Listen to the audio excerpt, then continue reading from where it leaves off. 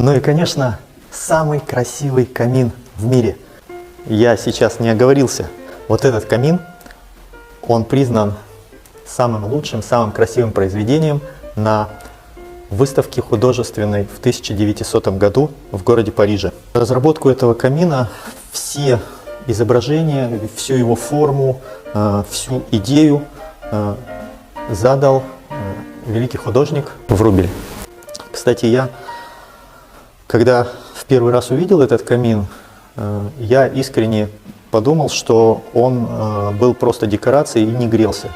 Но, побывав на экскурсии здесь, в библиотеке, с удивлением услышал о том, что жильцы, которые жили в этой комнате до того, как она была передана библиотеке, рассказывали, что этот камин, когда топили, а не нагревался, и больше всего нагревалась вот эта его левая часть, как раз там, где солнце расположено.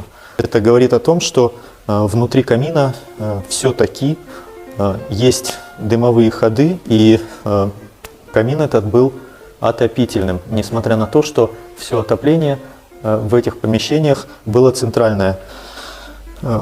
Очень на самом деле непросто сделать отопительный камин без дверцы.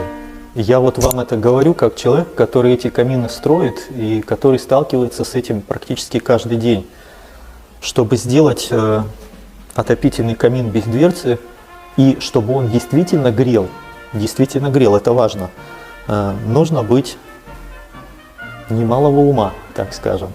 Потому что когда нет дверцы, то для того, чтобы через каналы протянуть весь дым, который будет в топливнике, нужна очень большая тяга трубы. При излишне большой тяге дымохода канал нагревается слабо.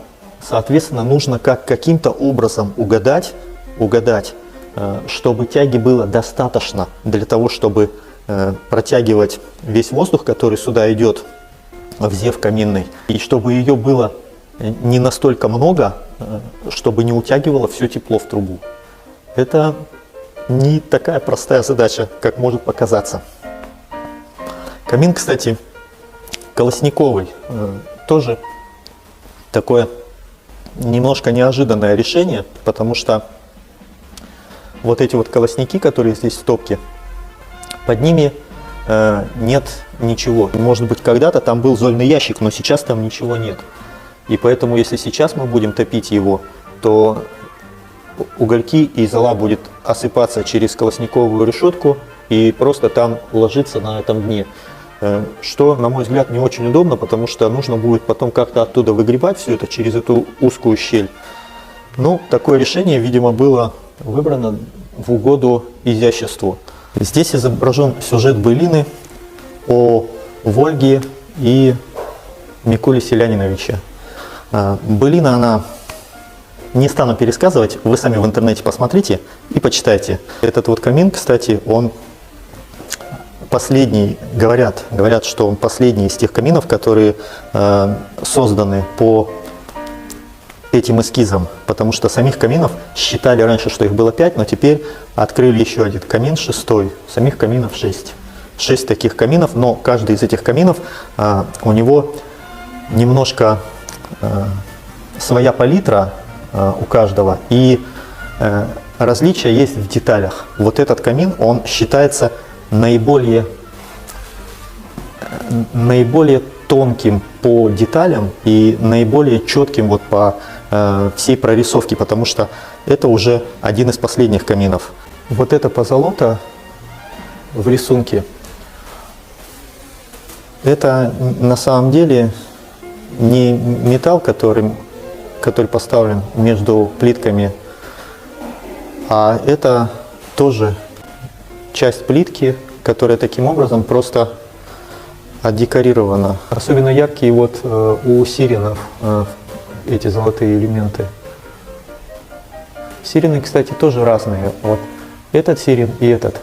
Они сначала кажутся вроде бы одинаковые, но когда начинаешь их рассматривать, то сразу же бросается в глаза, что у них и головные уборы по-разному украшены, и мимика у них различна, и даже, что интересно, даже вот эти вот бантики на косах, они тоже различные, то есть симметричных элементов в этом камине нет.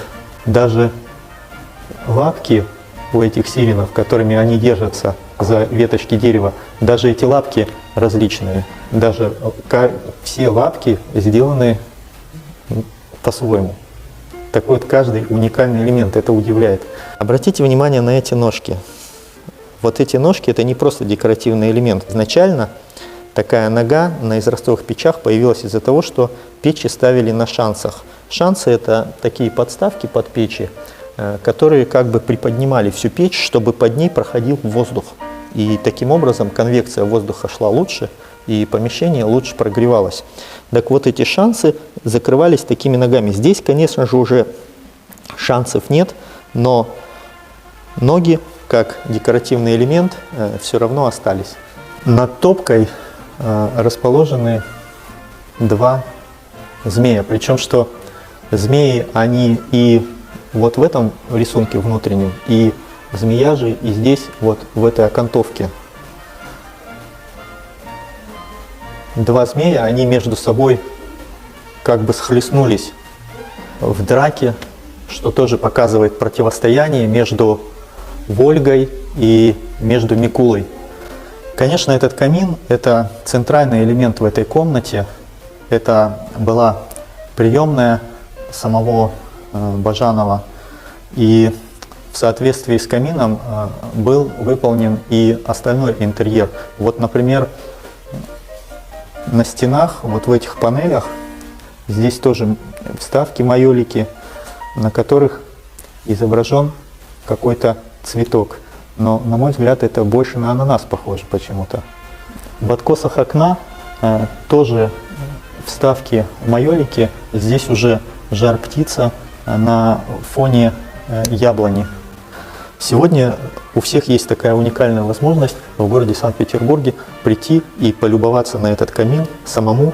Можно подойти прямо вот близко, все рассмотреть. Но, конечно, трогать все и начинать крутить не стоит. Этот камин находится в городе Санкт-Петербурге, в доме Бажанова, на улице Марата, дом 72, детская библиотека. Сюда ребята приходят за книгами и читают в читательских залах. И вот на фоне этого прекрасного камина.